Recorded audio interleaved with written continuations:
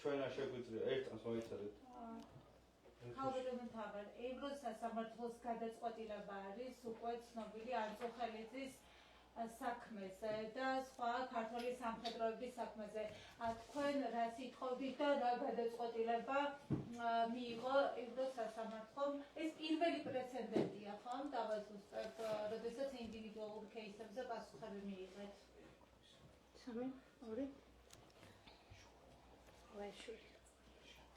მოგესალმებით.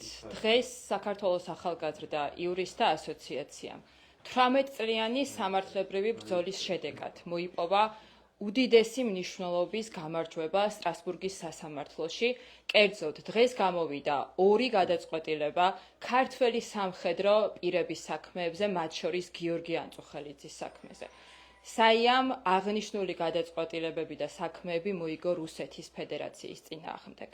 დადგინდა, რომ რუსეთის ფედერაციას შეერაცხება გიორგი ანწუხელიძის, კახაბერ ხუბულურისა და უშანგი სოფრომაძის მკვლელობა 2008 წლის ომის კონტექსტში. გიორგი ანწუხელიძის, უშანგი სოფრომაძის, კახაბერ ხუბულურის, დავით მალაჩინის, ზაზა კავთიაშვილის, იმედა კუთაშვილის, მალხაზ მელაძისა და კახაბერ ზირაქაშვილის წამება და ამ ფაქტებზე არაეფექტიანი გამოძიება. ევროპულმა სასამართლომ რუსეთის ფედერაციას ჯამურად ყველა მომჩივნის სასარგებლოდ დააკისრა სამართლიანი დაკმაყოფილების გადახდა 395,000 ევროს ოდენობით. საქართველოს ახალგაზრდა იურისტთა ასოციაცია 2008 წლის აგვისტოს ომის შედეგად დაზარალებულ პირთა ინტერესებს უკვე 18 წელი აქტიურად იცავს სტრასბურგის სასამართლოში და მომავალშიც განაგრძობს მათ დახმარებას. საიამ 2008 წლის აგვისტოს რუსეთ-საქართველოს ომის პერიოდში მომხდარ დარღვევებთან დაკავშირებით ჯამურად 53 საჩივარი წარადგინა 400-ზე მეტი დაზარალებული პირის ინტერესების დასაცავად რუსეთის ფედერაციის წინააღმდეგ. დღევანდელი გადაწყვეტილება არის არსებითად მნიშვნელოვანი და პრეცედენტული, რადგან ადამიანის უფლებათა ევროპულმა სასამართლომ რუსეთის ფედერაციის იურისდიქცია და პასუხისმგებლობა დაადგინა ომის აქტიური ფაზის დროს განხორციელებულ ქმედებებთან დაკავშირებით და ეს არის სწორედ ის მთავარი განსხვავება, რომელიც ჩვენ შეგვიძლია დავინახოთ 2021 წელს სახელმწიფოთა შორის დავაში მიღებული გადაწყვეტილებისგან.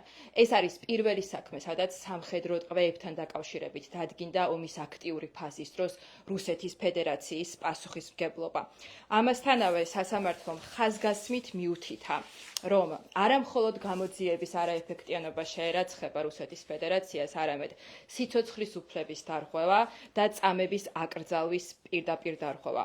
კერძოდ, ევროპულმა სასამართლომ დაადგინა, რომ სამი ქართველი სამხედრო ტყვე, მათ შორის გიორგი ანწუხელიძე, დაკავებული იყო იმ ტერიტორიაზე, სადაც რუსეთი ახორციელებდა ეფექტიან კონტროლს. საქმის მასალებზე დაყრდნობით, კახაბერ ხუბულურსა და უშანგი სოფრომაძესთან დაკავშირებით ევროპულმა სასამართლომ აღნიშნა, რომ ისინი ტყვეობაში მოკლეს. გიორგი ანწუხელიძესთან მიმართების სტრასბურგის სასამართლომ ხაზი გაუსვა იმ გარემოებას, რომ მისი ცხედარი საქართველოს ხელისუფლებას 2008 წლის ნოემბერში მისი დატყვევებიდან 3 თვეზე მეტი ხნის შემდეგ გადაეცა. ამასთანავე სასამართლომ აღნიშნა, რომ მიუხედავად იმისა, რომ გიორგი ანწუხელიძის გარდაცვალების ზუსტი მიზეზი და გარემოებები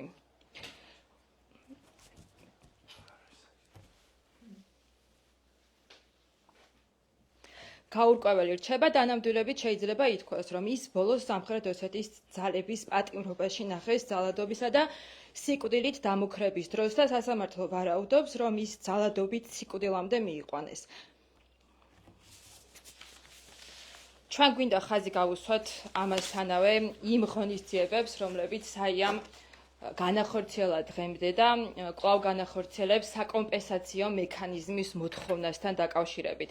მიუხედავად იმისა, რომ უკრაინაში სამხედრო აგრესიის დროს რუსეთი 2022 წლის მარტის შემდეგ აღარ არის ევროპის საბჭოს წევრი, მისთვის კვლავ სავალდებულოა ყველა იმ გადაწყვეტილების აღსრულება, რომელიც 2022 წლამდე იქნა ინიცირებული რუსეთის ფედერაციის წინააღმდეგ და რომელზეც გადაწყვეტილება ევროპულმა სასამართლომ გამოიტანა. ამასთან ჩვენ ხაზგასმით მივუთითებთ, რომ 2024 წელს საქართველოს ახალგაზრდა იურისტთა ასოციაციამ ომით დაზარალებული პირების უფლებების დაცვის მიზნით მიმართა საქართველოს საგარეო საქმეთა სამინისტროს და მოითხოვა, რომ მათ აქტიური როლი ჰქონოდათ საკომპენსაციო მექანიზმის შექმნასთან დაკავშირებით, როგორი მექანიზმიც მაგალითად უკრაინასთან მიმართებით ევროპის საბჭოში არსებობს. ჩვენ კვლავ გავაგრძელებთ აქტიურად ამასთან დაკავშირებით მუშაობას და 2008 წლის ომით დაზარალებული მოქალაქეების ინტერესების წარმოდგენას საერთაშორისო ასპარეზზე. აქვე მინდა რომ ხაზგასმით მადლობა გადაუხადო საქართველოს ახალგაზრდა იურისტთა ასოციაციის ყველა იმ თაობის იურისტს, რომელიც 18 წლის განმავლობაში ამ საქმეებზე აქტიურად მუშაობდა. ჩვენ ასევე მეორე მნიშვნელოვანი საქმე მოვიგეთ, რომელთან დაკავშირებითაც ალექსანდრე პატარაია, რომელიც არის საერთაშორისო სამართალ წარმოების გუნდის ხელმძღვანელი. მოგესალმებით პირველ რიგში, მეორე საქმე შეეხება უშუალოდ ზურაბ ქარჩევას მიერ ბათუმში მემედ აბაშიძის ძეგლთან საკონსტიტუციო სასამართლოსთან ახლოს კარვის გაშლასთან დაკავშირებით მის ადმინისტრაციულ სამართალ დარღვევად გამოცხადებას. კერძოდ სახელმწიფო ამბობდა, რომ იგი იყო საკონსტიტუციო სასამართლოსთან ახლოს და შესაბამისად უშლიდა საკონსტიტუციო სასამართლოს მუშაობაში, ასევე რომ არსებობდა საფრთხე მემედ აბაშიძის ძეგლთან მიმართებით, რომ ის დაზიანდებოდა და ასევე რომ პიროტექნიკის გამოყენებით და გამომდინარე, რადგანაც იყო ახალ წელთან ახლოს პერიოდი, სწორედ რომ ამის საშიშროება იყო. შესაბამისად, შიდა სასამართლოებმა არ განიხილეს დასაბუთებულად კონკრეტული ეს არგუმენტები და პირდაპირ დაადგინეს სამართალ დარღვევად ზურაბ ქარჩავა. სტრასბურგის სასამართლომ დაადგინა მე-10 მუხლის, ანუ გამოხატვის თავისუფლების დარღვევა, მე-11 მუხლის, ანუ შეკრების თავისუფლების ფონზე. ვინაიდან და რადგანაც სწორედ რომ სტრასბურგის სასამართლომ ვერ დაინახა, რომ შიდა სასამართლოებმა დასაბუთებულად მოახდინეს სამი არგუმენტის, ასე ვთქვათ, გასინჯვა და იმის მიუხედავად, რომ რეალურად მომჩივანი არ იყო იმ 20 მეტრით ახლოს ამას არ ქონდა დადგმული კარავი, ვიდრე ეს არის ვიდრე ეს იყო ნებადართული. შესაბამისად, ეს იყო ერთ-ერთი დარღვევა ამასთან დაკავშირებით. ამასთანავე არ დასტურდებოდა, რომ მას ჰქონდა რაიმე სახის ზიანის მიყენების სურვილი მემედ აბაშიძის ძეგლთან მიმართებით და ასევე არ იყო დადასტურებული, რომ რაიმე სახის პიროტექნიკის გამოყენებასთან დაკავშირებით რაიმე ღონისძიება იგეგმებოდა კონკრეტული, რაც იქნებოდა დადასტურება. შესაბამისად, სტრასბურგის სასამართლომ დაადგინა, რომ ამ მომჩივნის დაკავება ადმინისტრაციული წესით და ერთი დღით დაკავება წარმოადგენდა დარღვევას ადამიანის უფლებათა ევროპული კონვენციის და რომ ასევე სწორედ რომ ამ დაკავებამ შექმნა სუსხავი ეფექტი მის მიერ, მომჩივნის მიერ, მისი გამხატვისა და შეკრების თავისუფლების გამოყენებასთან მიმართებით. და შესაბამისად სახელმწიფოს დაეკისრა 1000 ევროს არამატერიალური ზიანის სახით ანაზღაურება. რადგან ეს ინდივიდუალური პირველი ამასთან დაკავშირებით მინდა ვკითხოთ, რომ ახლა რას უნდა ველოდოთ იგივე აღსრულების მექანიზმის პრობლემები არის აი ამ კითაც და კიდევ არის თუ არა სხვა საქმეები, რომელიც ინდივიდუალურ დონეზე, რომელიც ასევე მოლოდინი უკვე გაჩნდა უფრო მეტად დადებითი ამ საქმეებში.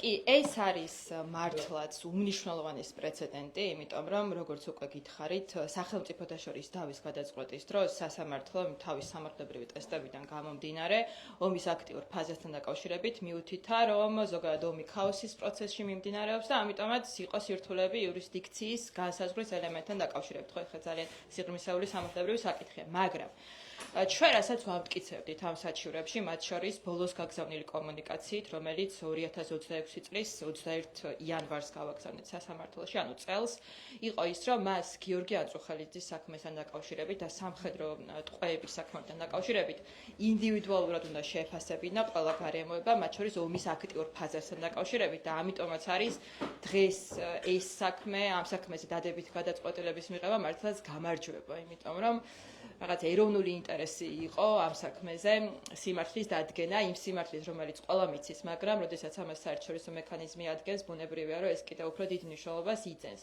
რაც შეეხება გადაწყვეტილებების აღსრულების საკითხს. როგორც მოგახსენებათ 2022 წლიდან რუსეთი აღარ არის ევროპის საბჭოს წევრი, ის გადაწყვეტილებებს არ ასრულებს, არც მანამდე ასრულებდა, მინდა გითხრათ, კონკრეტულად პოლიტიკური მნიშვნელობის საქმეებთან დაკავშირებით, თუმცა ეს არ ნიშნავს იმას, რომ მართლმსაჯულების აღსრულებამ ასეთ დროს უნდა მიატოვოს ადამიანები, ვისაც ის ყველაზე მეტად სჭირდება და ამის გამო მათ შორის შექმნილი არის ფონდი უკრაინაში მიმდინარე მოვლენებთან დაკავშირებით და ჩვენ ზუსტად სტრასბურგის სასამართლოს გადაწყვეტილების ფარგლებში თუ აქ 2 წლის განმავლობაში, 2 წელზე მეტის განმავლობაში საგარეო საქმეთა სამინისტროსთან ეს კომუნიკაციები მათ შორის საჯაროც არის, როდესაც მიუთითებდით, რომ აი ასეთი ფონდი უკრაინას მიმართებით იქმნება და იქნებ სახელმწიფომაც გადადგა ნაბიჯები, რომ ომით დაზარალებულ ქართველებთან მიმართებით, საქართველოს მოქალაქეებთან მიმართებით ევროპის საბჭოს ფარგლებში მსგავსი ღონისძიება უფლების დაცვისა ყოფილიყო.